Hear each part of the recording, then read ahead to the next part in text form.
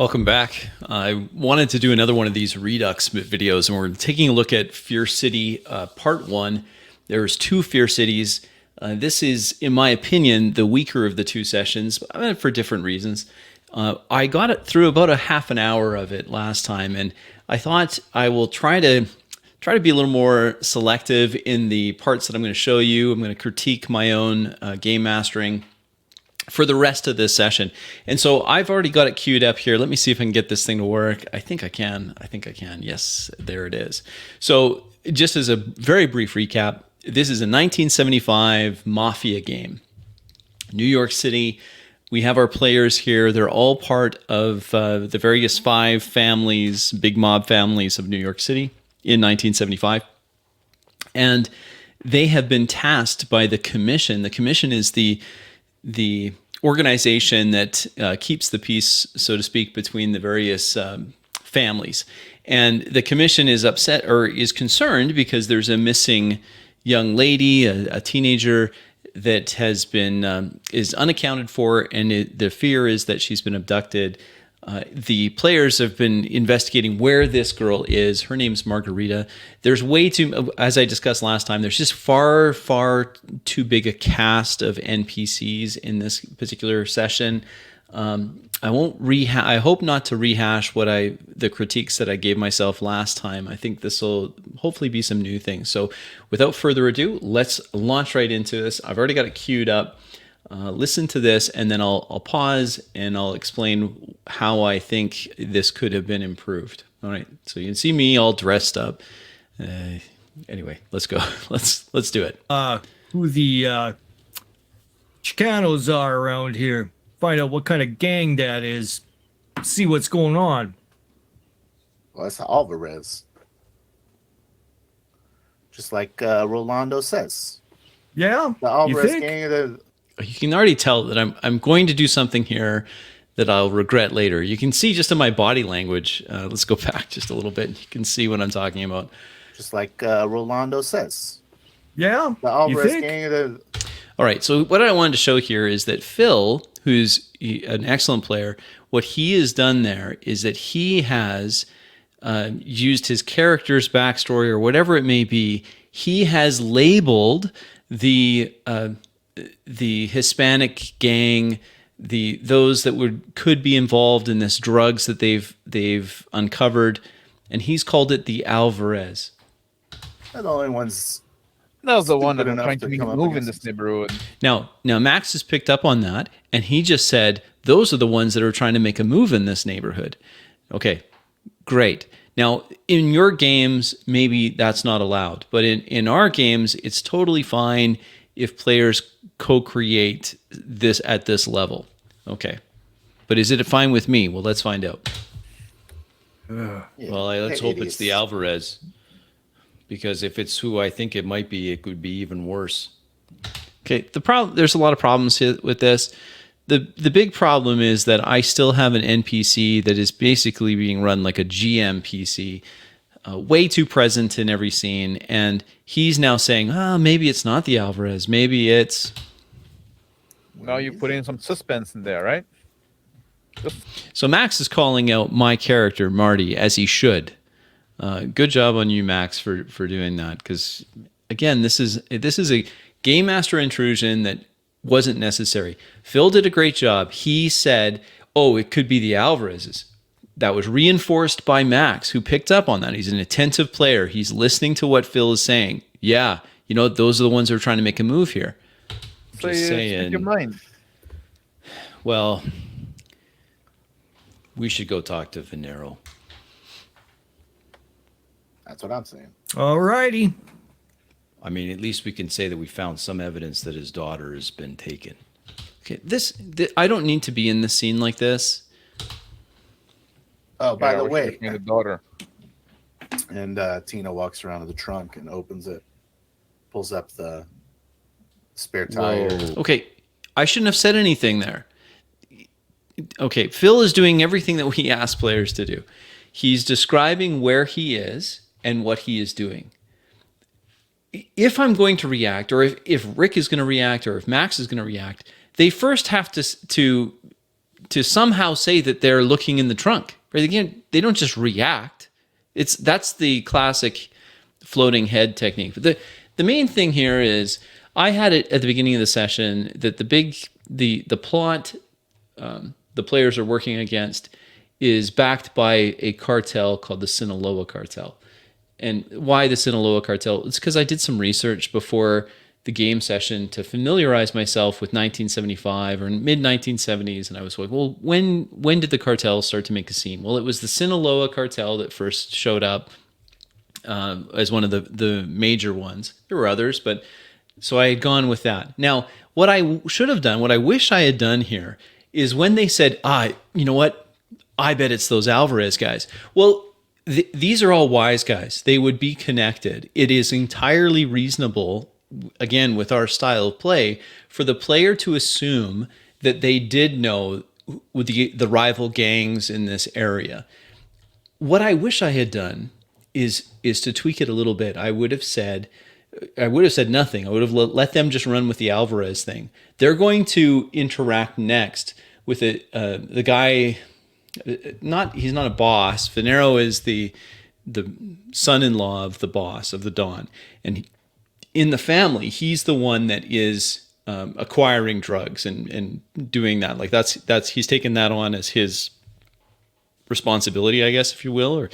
And they're going to talk to him, and they can get information from him. And it could very well be that I should have just ran with this Alvarez idea. Instead of immediately like, no, it's not the Alvarez, it's the Sinaloas. That could be something that could happen as a plot twist later on. The plot thickens, or we thought it was originally these guys who are local. We know those guys, but it turns out there's someone much more powerful behind them now. That would have, I think, worked a little better. All right, let's fast forward a little bit. I want to show you this clip. The Sinaloas out of some shipments. Vincenzo puts up his hand. All right, so what's happening here? The Dawn has arrived after they've had a brief conversation with Venero. This is the son-in-law of the Dawn, the father of the missing child. The Dawn shows up. What I'm doing here is I'm attempting to minimize NPC to NPC dialogue. The commission has told us that we are not to be cutting deals with the Sinaloas. And yet you did. And not only did you went right against the express orders of the commission, but you also put this family at risk. Go wait in my car. Okay, so I'm just trying to get the guy out of there. I should have done that a little faster, but the idea is that I don't want to have situations where I'm talking to myself in the game. That is dull. It's just not. It's not a great look. I prefer to avoid that. So I had the Dawn arrive as a bit of a push.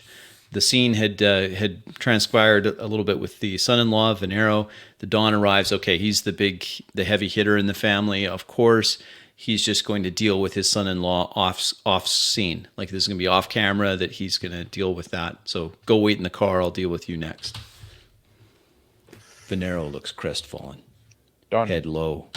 But I'm too slow with it. And as I watch it again, I just feel I've got a pacing issue. Maybe some of you deal with this too. It's also really hard to watch yourself run a game a second time. It's hard as a player to do that. It's equally as hard, if not harder, as a game master, because you see this again and you think, come on. I'm looking at the players. Two of them have their eyes down, kind of like, okay, this is obviously, the cut scene, essentially. We got to wait. And it's not great. With all due respect, I think we're past. So that's what I attempt to do there. Is it okay? Someone else is introduced to the scene. It's an NPC. Let's have the other NPC out of here. And the players do a great job. All three players, especially Phil and Max. But it's only because I'm not giving Rick enough airtime here. I'm sure he would do just fine too. They're very good at interacting with this Dawn that is introduced. Let's skip ahead to the next one. Or slides behind the passenger door of the 2-door GTO. What'd they say? Mori. Well, I gave Rosie the update. She was a little surprised that Doc didn't call in that cleanup. Okay, so what had happened? There was a cleaner, and his name was Doc Pellegrino, and they had, when they found the body of the driver last session, they had called this NPC and said, "Okay, we've got a body to clean up. All right, let's just go with, call Doc. He'll take care of it." Now there's a plot twist with there's a bit of a hook, line, sinker, if you will, on Doc. He's much more involved than the players originally know. Ah, shit. Should we fucking stop by get Duck before going? Yeah, I think so. I think the we should way. go get Doc. Okay, I don't need to be talking here. Like, again, be very careful. I think I've beat that dead horse to the ground enough, but this is why it's valuable for me to watch this again, because I'm reminded less is more from me. Get more from Rick, and I keep interrupting Rick. It's awful. I apologize, sir. You think they're still there? Probably not, right? Don't know. They say it made work for him. I don't know. You usually work I don't know fast, the but fuck- we haven't done I that don't know the long. number of that place. No, it's in the opposite direction. We're heading back. Yeah. Man, This is me weighing in way too much. There's some banter coming up here. I should have just let it be. Okay, let's keep going. I think there's a little bit more. Doc didn't call it in. yeah. Would he call it in? What Phil's doing here is what I want all players to do all the time. It's just natural conversation. Yay. I think well, it was commission business. Oh, shut up, Game Master. Yeah. We assume you would. And we didn't. Maybe That's not. what we didn't Maybe- call in the. Can I just say something? Please, Phil is so good. Phil, when I watch this again, all the players, I've already said, let's keep going. I don't mean to drag Doc through the mud here, but seems to me, takes a dramatic pull off his cigar. Those cops showed up right This is so good. This is so good. I can watch this part again. after we called Doc. Yeah. Yeah. Yeah. Nothing. Like we opened the Yeah, window. that's right, and he they opened the did. door. Oh, shut up. So, this is something that Phil stumbles onto something here. He said, wait a second. Right after we call Doc, the cops get called. There's something that's suspicious, isn't it? It's right after. Why would it happen? And so he's on to something here. It should have just happened organically. There's just some banter going back and forth. I shouldn't have weighed in. All right, just a little bit of a skip here. Be very careful, or I feel the need to be very careful about changing the game into a multiple choice exam. Here's what I mean. 11:42. Baby, you come with me. Yeah, I'm going all right. All right. Tino, maybe you and I will just check and see if his car's here. Yeah, all right. Okay, I don't agree with what my decision in the moment here is. There's no need for me to suggest as an NPC to the players what we should be doing. That's absolutely antithetical to having player agency. If through the NPC, what I'm doing is just giving them choice. Well, you can do this, you can do A, or you can do B. Well, why don't you come with me and then you guys go over there? Look, that is not my role. And this is why until I get better at this, I should not have an NPC with the party. It's too much of a temptation for me to start introducing, well, you could do this, you can do that. Could you go with door A? It's not. I shouldn't be suggesting this to Phil. I'll just rewind it 5 seconds and I'll just show you again. Maybe you and I will. Going all Okay, here right. we go. All right. Tino, maybe you and I will Just check and see if his car's here. I am not the player. Can't say it enough. Phil is the player. You can see it. Phil, he's probably watching me on screen saying, "What are you doing? What are you doing here?" And what? It's not. Yeah, all right. And of course Phil is an infinitely patient man. Yeah, sure. Yeah, we'll do that. He's totally within his right to say, "You know what, Marty? I think you're walking from now on. Just get out of the car. You do your own thing. You want to go check? Go check."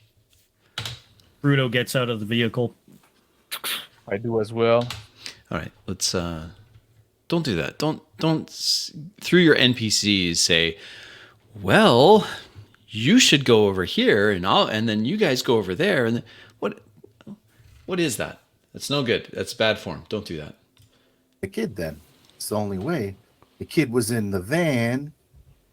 He cleans the van, leaves the shoe. Like, what are we doing? I don't Isn't know. that weird? Okay. There are times where, because a lot of this is improv, there are times where it doesn't quite make sense. Why would the meticulous cleaner NPC, how is it that he just so happened to miss one of the kidnapped Margarita's, one of her shoes is left in his work van? And here, Phil, who's, again, this isn't just me being a fanboy for Phil, but all your players should be paying attention. And Phil has paid attention, and now he's mulling it over his head as the character, saying, "Well, wait, does this make sense? Something has happened. Does it make sense? This will happen. I'm sure this has happened to most of you. This happens. This is one of those instances where it's. I think it's important to be okay with the ambiguity, okay with the fact that it doesn't quite make sense. So this is, as much as it's fun to rag on myself, I actually think this is okay to do it this way. Let's just watch how I handle this, because he's saying, "Well, wait, why would there be the?" Seems strange. An oversight, maybe. I acknowledge that it isn't quite fit. Yeah, maybe. Maybe he was rushed. I don't know. My point here is there are times where evidence that the players uncover doesn't quite fit. Now, that could be because they just haven't found out enough information. So as they discover more information, they investigate the world further, perhaps it will start to make sense. Or maybe it won't. And I think it's fine to just let it hang. It's okay if not everything is all tied up neat and you can put a bow around it and it's all just self-contained. It's okay that sometimes, wait, that doesn't quite compute. Something's not quite right here. And in this particular instance, so peek behind the curtain, it's because I thought, okay, well, this will implicate Doc more, and let's say that there is some evidence there. And what would it be? Well, I've already dropped one of her shoes. Maybe the other shoe is here, evidence that she was in this van at some point. And so I just went with that. Does it completely make sense? No, not quite, but it's okay. Some ambiguity, especially when this was kind of a mystery type session, I think it's fine. I think it's fine to do that. All right. Just let it hang is what I said. All right. This is again just great How much banter. money are we talking? Listen to this banter. A lot. But that's not your money, Tino. Tino wants the money they found in Doc's apartment. That's great. None of it's our money. What are you talking about? Just get in the car. This Fine. is fucking commission shit. It's like Duck is fucking commission. We need to fucking All right, a little bit of language alert here, but report on that. We're gonna fucking kill a That's right. commission guy. It's yeah. Not trying to argue. I mean, you see a giant stash of money, you don't pick it up. I don't even know who you are anymore. frankly. I just love that. I just love that so much. Look at, we're in the mafia. You found a giant stash of money, and you're just gonna leave it there? I don't even know who you are anymore. This is so good. Now, to be fair to Max is playing the professional. He is the professional, no nonsense. We do the job. He's a deadly assassin. Tino, we learned this later. Phil is playing his character as a living on the edge guy with a more than a little bit of a drug habit, constantly needs money, and so that's why he's playing the way he is. I just think I just wanted to highlight that. I just love that. I don't even know who you are anymore. It's so good. It's so good because a statement like that implies that they have had a history. Even though this is the first time we've ever played these characters, this is the first session ever, and yet the players are already leaning into this. Yeah, we know each other. We've done some jobs in the past. Just outstanding. Okay, let's go a couple more, and then we'll call it.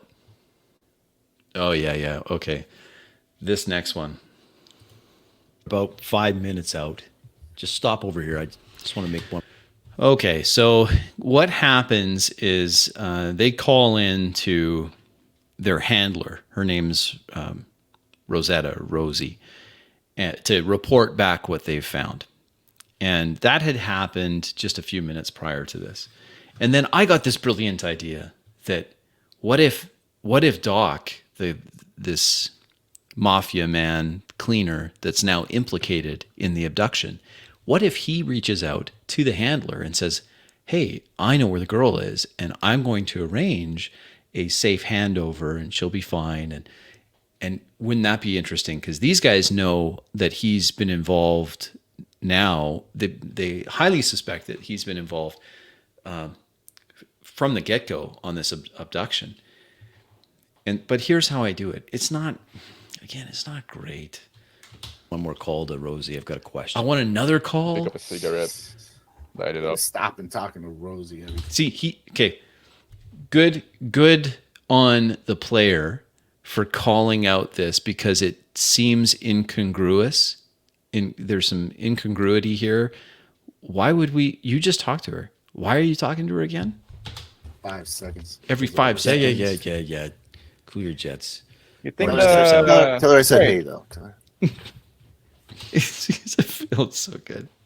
Morty, you think the Lucchese's family could be like in on it? You think? I as I listened to this again, I heard way more suggestions from Rick and Max that I didn't react. I didn't react to those suggestions. It's way better, in my opinion, as I work at this and I re-examine how I'm running the game. It's far superior to just react to their ideas rather than shoehorn your own. And there's a lot of I'm gonna force this idea in and I'm gonna call again, and that's so I can set up something in the next scene, and I have to lay the groundwork. These 3 players are doing more than enough to provide the substance that I could have reacted to. It's like some kind of like a declaration of war between them and the Gambino. It's a great idea. I like that idea even more than what I'm going with here. What if this is just the opening salvo of a inter-family war within the 5 families? Great idea. But no, all I'm thinking about right here, if you look at me, look at those conniving eyes.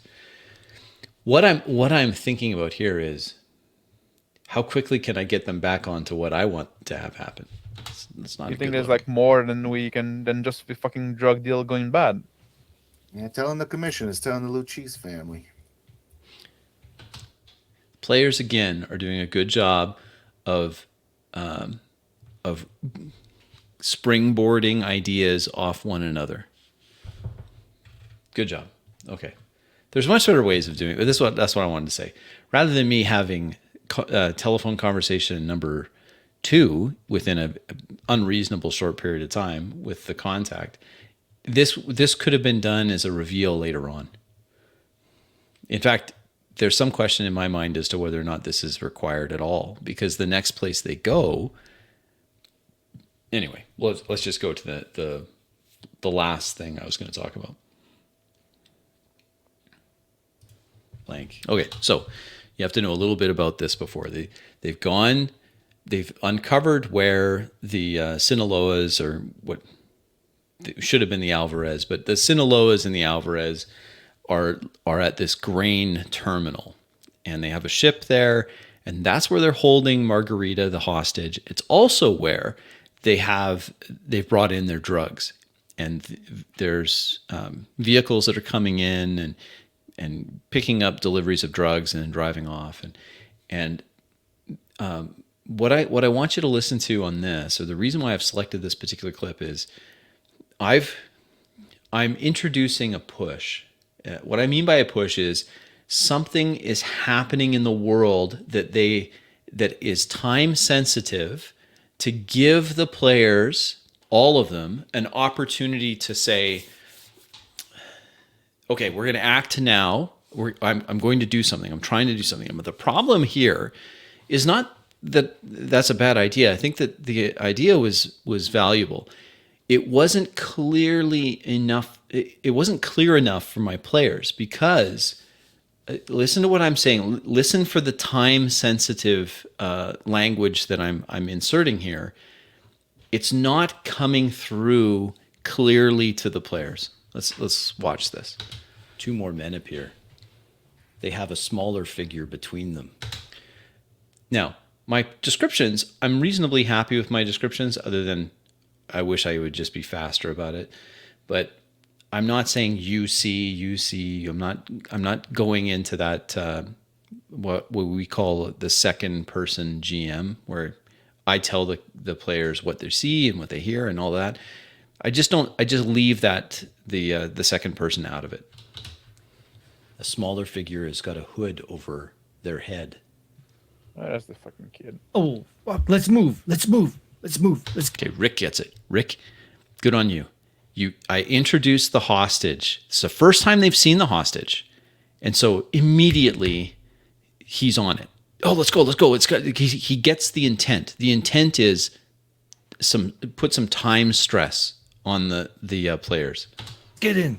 Let's go. They're probably Before going to put it them. in a car. If you can take them out before we get up there, I'm into it.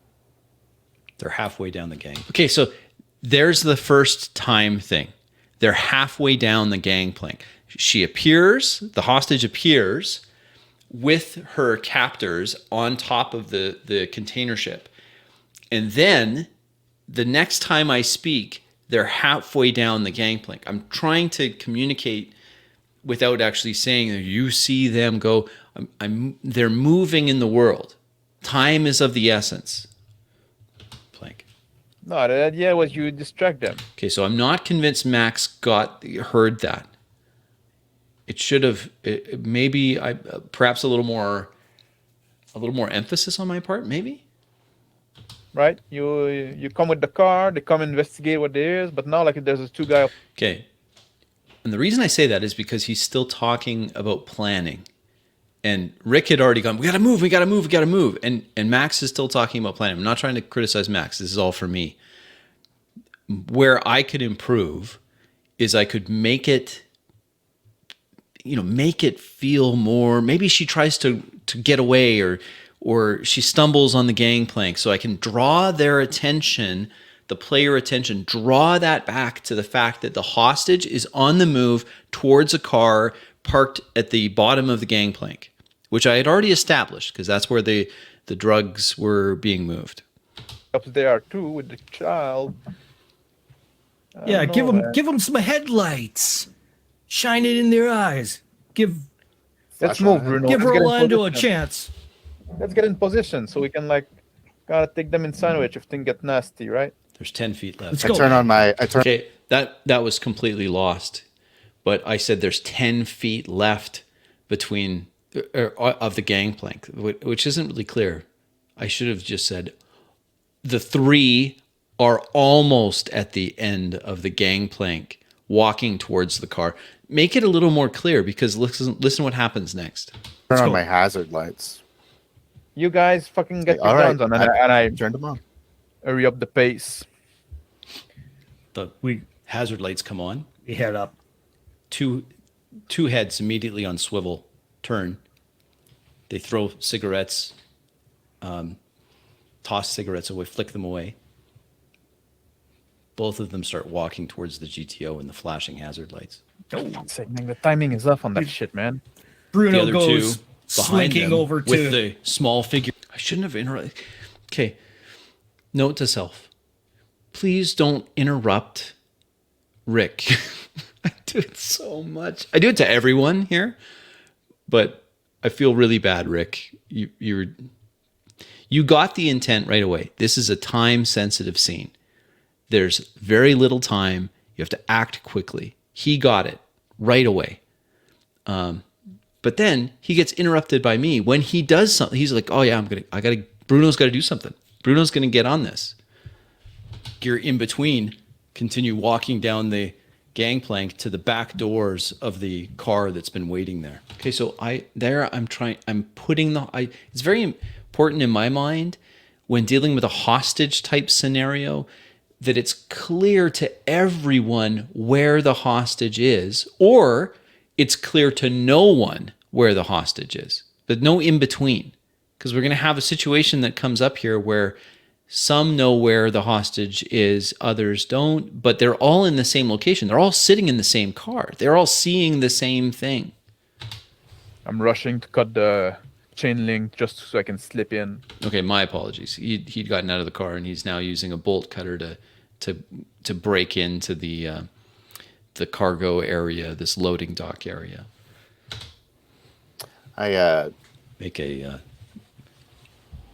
Make an agility check for me, Rolando. Yes. 16. Which is an incredibly high check. So I don't know if you're familiar with total party skills, but that's a very high check. That's why I'm like, yeah, you hit it, and it zippers up the chain link fence, and then we go into a little bit of combat scene here. But I want to just skip ahead a little bit so that you can see what happens. You hit just the right links. It parts. Oh, let's just skip Come ahead on, a little Bruno, bit. come on. Quick. Yeah. I slip out of my car and walk to one of those shipping containers that has the door open, and I just like kind of get behind the door, just keep an eye on the car, and then Marty approaching. slips out the passenger side, staying low. Oh yeah, Marty. He follows him behind you. The two men are saying something, approaching. Both of them now hands falling to firearms, walking towards this car, guns out. The Bruno, other things two got have to get nasty. Pull out my gun. Bruno. Bruno makes his way around the container to get him from behind. Sneaking around. You hear car doors close. The car doors closing is to try to communicate to the players that the hostage is now in the car. I take aim slowly, looking at that one of the guy on top of the boat. Okay, so that tells me that I've done a poor job communicating to the players where the hostage is, because Max is aiming at where they were first described, on top of the ship, at the very top of the gangplank before they've walked down. That is with the... So how do you handle this? So you have a situation where now I'm trying really hard not to break character. I don't want to break character. I don't want them to be out of character. So how do you handle it? I'll get the other one, Bruno. Yeah. Aim high so you don't fucking hit the kid. Pulls out his Better revolver. miss than hit the kid. Wait until... It's a little unclear here where everyone is, because Bruno is supposed to be sneaking around a container to get behind the guys that are coming in. Max had just parted the chain link fence. We Car are some commotion. waiting at the bottom turns on. Car doors close. This is me this is confusing to some of the players, but I'm trying again to just reiterate. There's no one left on the gangplank. They've gone down. They're in the car. Two men now arrive at the GTO. The other two men have already got into the car. Now I just come out and say The it. girl's in the back seat. Girls in the back seat, but they haven't seen her get into the back seat. But I felt like at this point, adding that detail was important so that Max could be he could respond with information that he should have had, but I just didn't. The whole march down the gangplank was lost. It wasn't emphasized enough. Again, the idea behind this is putting a time pressure on the party. They don't have time.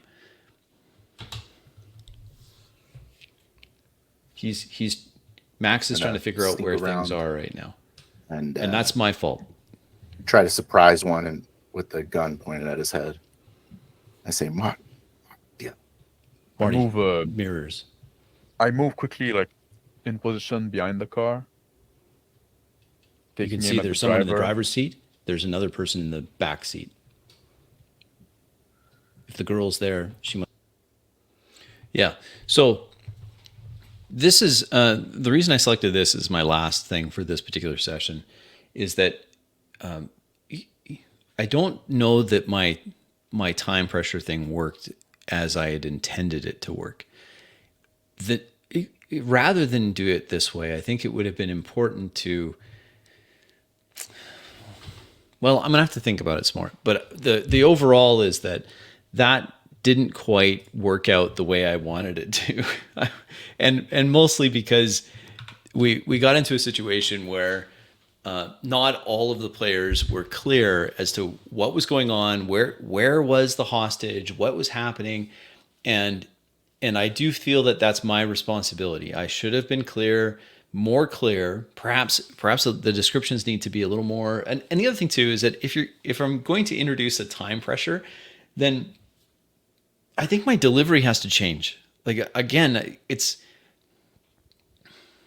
just isn't. It didn't feel like that when I watched it again. I wasn't getting that feeling of, oh, this is there's just no time and we've got to act now. And I wasn't getting that.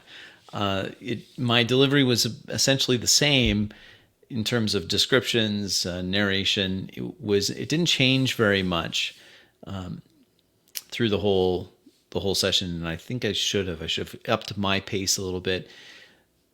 After watching this for probably the last time that I'll watch that session for a long time, maybe I'll go back to it in a year or two. I learned a lot from this, and I'm as I transition into the next session. So as I talk about what I do for the second Fear City, we'll see things. I'll try to highlight things that I attempted to do differently, and then we can watch that and see is that successful or not. That's all I had planned for this second Redux, and I also want to do the same sort of thing with when I'm a player and not running the game, because there I can focus maybe on a few things as a player that would be helpful as I work on this and we continue to run games together. So thank you very much for watching this. It's a different format, and I thought I know there's a lot of other things going on, and I appreciate the time that people spend. I'm just absolutely speechless to see how many people out there that are actually watching these videos and are following along. So I do appreciate that. Thanks for your comments, of course, and I'll catch you on the next one. Thanks.